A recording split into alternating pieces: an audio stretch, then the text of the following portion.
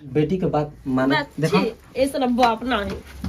देखा ना तो के का चाहिए तो देखा कुछ ना चाहिए हमरा के। देखा बाबूजी मैंने कहा था नहीं के बाबूजी कुछ ना देखा हमार बात माना सब कुछ दे देखा जौना खेतवा नाम बा ना सब तोहरे के कह देम नाम हेन तक ना देखा तो कितना निक लागत हो प्यार करब दिल दे देखा तोरा बनारस चूहू चौपाटी हर जगह घुमाई देखा मानल जाला बात ठीक ना कुछ ना माना माई तो कहब जरूर के गने तू कर तड़ देखा हर बात देखा ना देखा बाबूजी का बाबूजी देखा ए देखा का बेटी तू भाग गइलू अरे कोई से फोन आवत आटे नैहर जाए खाती के आ सोच तनी कि तनी छोटकियों के बोलावत तरी सन ओहू के संगे ले जाके घुमा लियाई। अब बुचिया आइल बटलही बिया अब ओकरे पर छोड़ दे तनी घर दुआरा जा तनी छोटकी के लिया जाके आ घुमा लियावे मान तनी कि आइल बिया अपन तले देखी 2-4 दिन ओकरी बाद हम घूम के चली आई कहे से भौजाई बोलावतिया। छोटको ए छोटको तैयार हो गइलू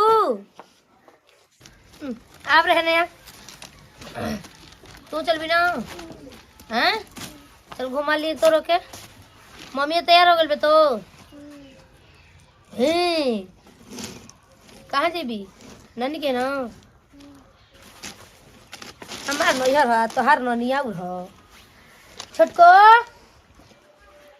कह दे तनी बुचियो का बोला के बुचिया घर द्वार बढ़िया से देखिए बाबूजी तार बटले बड़न जन मांगे लेबे देबे करे कोई बाप तार बटले बड़ अब कहां जाके मम्मी अभी चूड़ी ना पहनलू चूड़िया तने पहन है सर देता और न बोलानी तो जल्दी से आ गई चलो हमर भौजिया ये छोटकी तो के बोलावती है कि तनी छोटकी जानी के लिए ले हम तो कहनी कि चलो घुमा कुछ दे बाका आज चाची के लइका के आज तिलका होता टे ना अच्छा ठीक है चूड़िया पहन दो तैयार पहन के तैयार मन तनी बुचिया आइल बिया बुचिया जाके बाद में हमनी के तिलका में चल जा बुचिया बियाह में चल जाई ओहू के तो बोलौते बड़ी सन लेकिन सोचो तनी कि पहले तोहर के घुमा लिए ओकर बाद उतनी जाई तो 2 हफ्ता रही न ओकर के बोला के कह दे तनी ए पूजा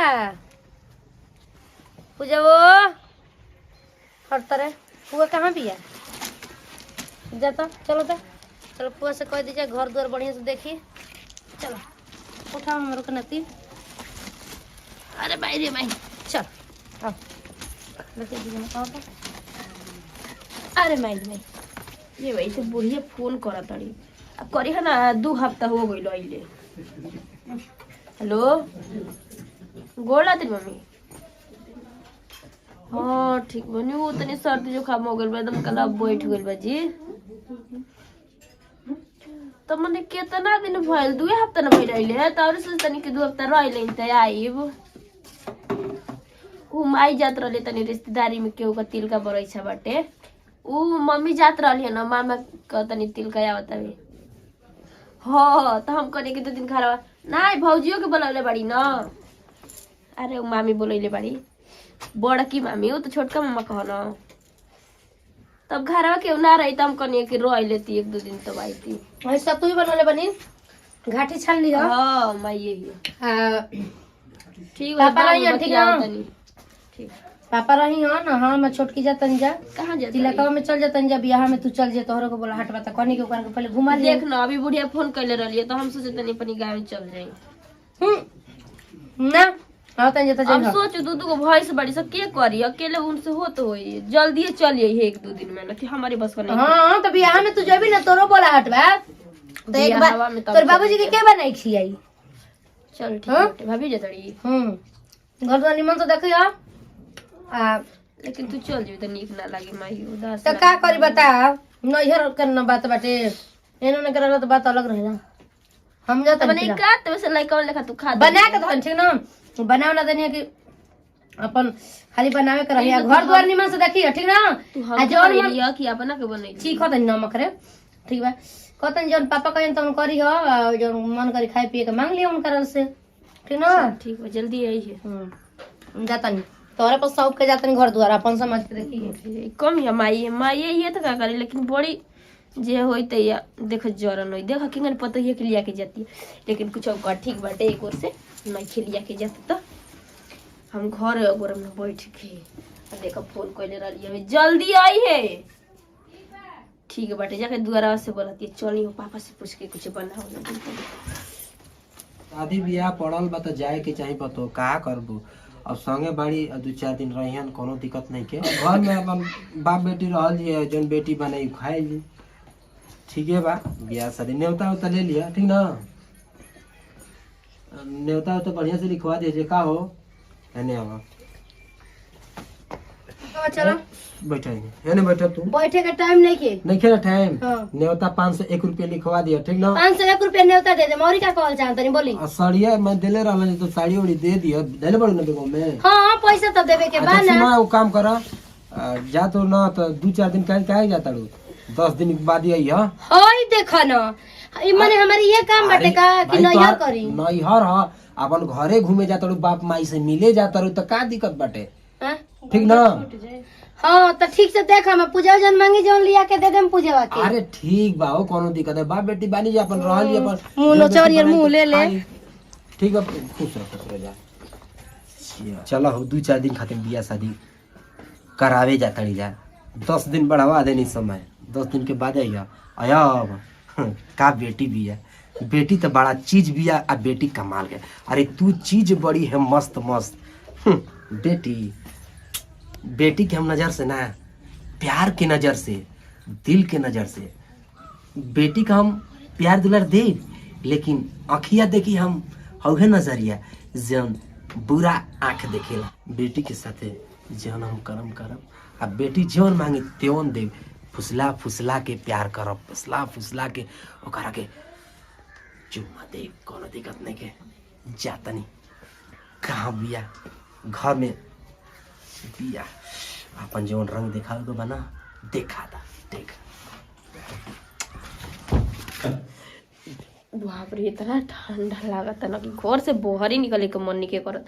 एगो तो माई रलिया भौजी रलिया ना तो चल गई जे, घर में उदास लागत है, अकेले मने नहीं खे लागत कि कुछ करी धरी का करी। बाबूजी पता नहीं कहाँ गई ना, हम सोचा तरी कि बेसन मंगाई, अब बैगन नगद फल बैठे, पकौड़ी बनाई, चाय बनाई। चल अभी तो पता ना क घंटा में आई हो, क घंटा में ना आई हो। गाय लागत चलता नहीं सूते का करी, मने नहीं खे लागत, थोड़े चुपचाप सूत रह।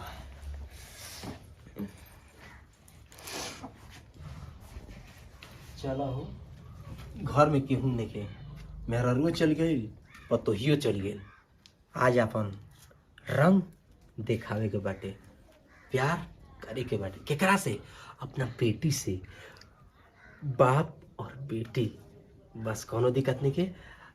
बेटी जौन मंगियन तेवन हम किन के देब। अरे मिठाई है का, नीमन नीमन साड़ी किन के देब का, इतना बाप कैले बा ना, लेकिन हम करब, औकात से ज्यादा करब, कोनो दिक्कत नहीं है। आ रहल बानी, आ रहल बानी, आ रहल बानी।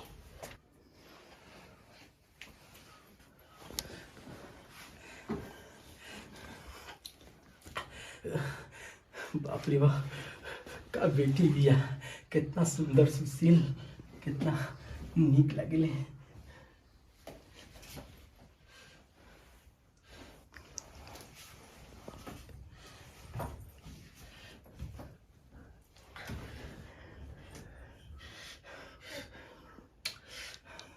बेटी मन करता कि नहीं तोहरे से बियाह शादी कर ली, बापे बेटी का इतिहास रचा दी ई दुनिया में। का चीज बड़ो,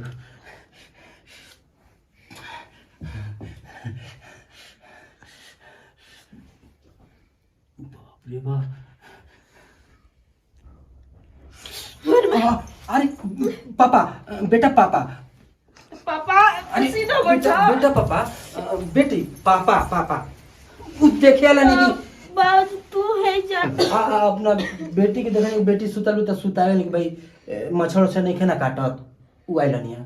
हां तो बाज दूरे से बोल दे तो हम ना चेक कर लेती, कुछ अरे कर रहा नहीं। अब बाप बेटी का प्यार दुलार देख का, बचपन में तो के कितना गोदी में खेलौले रहनी है, हैं बोला ठीक तो उहे देखिया कहत रहनी है ना बाजी का? कि हम माई चल गेल बे, भौजी चल गेल, त नीक नहीं खेला गत। अरे तनी बरे बेसन लेला त पकौड़ी। अरे ठीक बा, नीक निकला का तोहर पापा बाड़ा ना, पापा से हर चीज मंगैया, मिठाई भइल, सब्जी तियाना भइल, कुछ जौन मन करी तेवन अपना पापा से मंगैया का। ठीक बा ना? तनी मिठाई लिया था ना 1 किलो। अरे ठीक बा, जीवन मांगबू त्यों ले आई। ठीक बा? हाँ ठीक बा। हाँ कुछ खाना वाना ले आई खाना वाना नहीं, कोनो दिक्कत नहीं खाना वाना। तो सो जा। तो तुझे दुआरे तब सो जा, सुता हमारा सो जा। ठीक बा, सो जा। बाबूजी के का हो गइल है ये बेरा ओइला तुम्हारे। चल बाप हम ओतनी त चल तनी सुनते तोरा बढ़िया नींद लागल लइवा बुढ़ाऊ न बुढ़ाउते आ गइल दाढ़ी मोछ एकदम पाक गइल लेकिन ढंग ना आइल। बाप रे ठंडा ते इतना लागत मन साला मन नहीं खेला कर। पहली बेर गइल हली ना साला बेटी जाग गई और दिक्कत थोड़ी बाटे, लेकिन ए बेरी के जाइब तो अपन प्यार करस लीला पूरा करब, कोनो दिक्कत नहीं। अरे जौन कमी बेसी हुई तो अपना बेटी के पूरा करब ना, बस बेटी हमार ख्वाहिश। चाचा काल भी हो ठीक बाटे। काल बा बेटा? खेतवा बुआ हिल हाँ बुआ जाई, कोनो दिक्कत नहीं के। कुल क्या खाते लो उनके लड़की खाते बने की कहो। हाँ बोला बेटा। खेतवा बुआ गइल सब ठीक बाटे। कुछ कह तरह का? चाचू कहाँ है? उ कुल शादी बियाह पड़ल बा त तिलका उलका में गइल बाड़ी लो। हाँ हाँ तो काम करो तब हम आओ तनी कहाँ बा? है नहीं से डॉक्टर साहब के से। अच्छा जा कोनो दिक्कत नहीं, जा। इहो मजाक खूब करत रहेला दुमना इहो बिगड़ गेल बाटे, कोनो दिक्कत नहीं के। हम तो अपन जौन बाटे तन का कहे। हाँ बेटी एक के जाता नहीं, बेटी के जौन चीज हुई ना ओकार के ई मोबाइल ओकर नामे कर दे, कोनो दिक्कत नहीं के। प्यार जौन बाटे आ प्यार आ सबसे पहले ना ओठ में चुमा ले, ओकरी बात बाहों में कसम, बस अपन प्यार दिन लागले रही बस। ए मम्मी जी कहनी है कि सब कोई चलियो गेल बता हमनी के अपना घर द्वार चलल जाब से आन लड़की बाड़ी ससुर छोड़ के उहो के का पता बोलई ह पर बियाह शादी हो गेल बा, कौन जे काज कुआर बियाह की माने अता उहो के ससुर वाला के जे माने बोलई हन जदा वहां के मान लियो अकेले छोड़ ले बानी जा पापा जी चल जानी कामे कर ना गो तो बतिया ली वहां से नानी जी से चलल जा हमनी के। ठीक है ना? अच्छा ठीक बाटे, चल ही कने बाटे ए बेरा चलल जी सांझ लेकर। चली अब रहने जाने 10-15 दिन, अब चलल जाओ। तो नहीं तब सोचे तन कि एक हफ्ता और ही रही ना 1 हफ्ता का रह हम घर के काम बाटे ना हम अब 1 हफ्ता बीत गेल, 1 हफ्ता और तो रह चली ना बतिया मानी और पाथियो करे के बाटे फिर तोरा जाए के पता जो हम जाइम ना ए बेरा। अबे तोर न ये रही तो तोके जाए के ना मन करी तनी एल में त कुल अपन सखी सहेलियन के घरे घूमम में तू कर तू ए जरा हम अबे घूम के आओ तनी अपन सखी लो से भेंट करके देखी ताइल बड़ी जा कि ना। चला एबरी का पारी ना दुपारी लगाई अपना बोलावा तनी कोनो बहाना से अपना बेटी के। बेटी का हो तनी खाना बना दे बनी का खा लेला हो ना, खाना तो खा ले बाद में, कोनो दिक्कत नहीं के। जाना तनी चाय ले आवा। चाय चीनी खत्म हो गइल बा। अच्छा औका ले आइल बनी अलमारी पर। ठीक है ए बेटी तू बैठा था तब आज अपने ना भेजला हो। अरे तन अकेले बानी मन नहीं खेला, तोर माई है नहीं के, माई तोर है नहीं के, मन नहीं खेला हमारो 7-8 दिन बीतिए गइल बाटे। तनी हथवा दाब दे तनी तो रखाई जा। बता तोर माई रही तो कितना सेवा करत लियो तब फोन करके बोला लेता हो कि हमरो निक नहीं खेला तो बढ़िया फोन कर ले रहे अब जाए दे नैहर गइल तनी होय त बात तनी।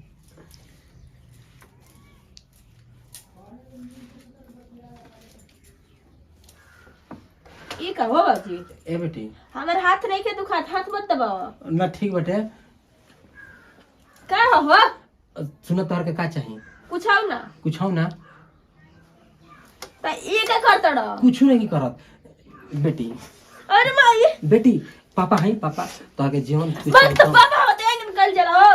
अरे कुछ ना रीति रिवाज है ना। अरे तेरे रिवाज करिया के तू देखल आवा कि एकने बेटी बाप एकने करेला सालों साल चल रहल बाटे उहे रीति रिवाज निभावतानी, कोनो दिक्कत थोड़ी बाटे। बढ़िया नहीं कर ठीक ना बेटी एगो चुम्मा द। बहुत अरे का देखा कितना सुन ना अब तोर माई अब माई से कोई दिन सच कह दनी चुप।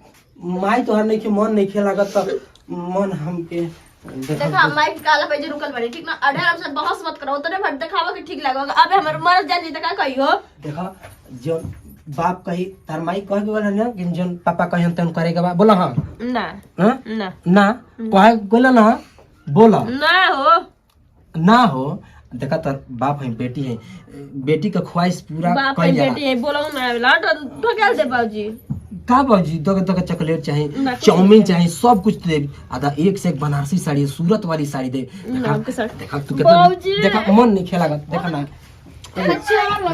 बेटी के बात माना देखा ऐसा ना बाप ना है देखा ना तो के का चाहिए तो देखा कुछ ना चाहिए हमरा के देखा बाबूजी मैंने कहा था नहीं बाबूजी कुछ ना देखा हमार बात माना सब कुछ दे देखा जौना खेतवा नाम बा ना सब तोहरे के कह देम नाम हेन तक ना देखा तो कितना निक लागत हो प्यार करब दिल दे देखा तो बनारस चूहू चौपाटी हर जगह घुमाई देखा मानल जाला बात ठीक ना कुछ ना माना माई तो कहब जरूर के गने तू कर तड़ देखा हर बात देखा ना देखा बाबूजी का बाबूजी देखा ए देखा का बेटी तू भाग गइलू अरे आओ थोड़ी चलो तू तो लागत होला को मम्मी जी नमकीन किन दी तो फोफी किन दी जेतना तनी कुल मिला रहा अरे मम्मी जी बहुत माथा दर्द करता जो काम करत बुझात रहे नो कि सोच अच्छा में मर जाए जाए दो काम में धंधा ना जितना नेता केहू काम करत रहे जी कुल हमरे जी में रहत रहे आप भाई बना करो निकाल के खोजेला कि तनी रही त काम धंधा करी बतावो